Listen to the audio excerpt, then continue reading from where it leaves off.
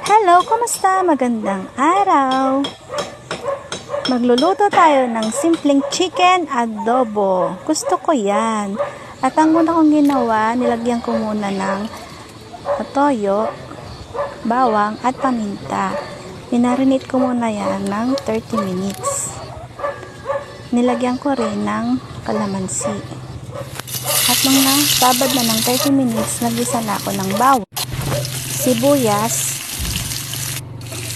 at nilagay ko na rin ang binabad na chicken for 30 minutes. Hindi ako naglagay dyan ng patatas. Yung iba kasi naglalagay ng patatas.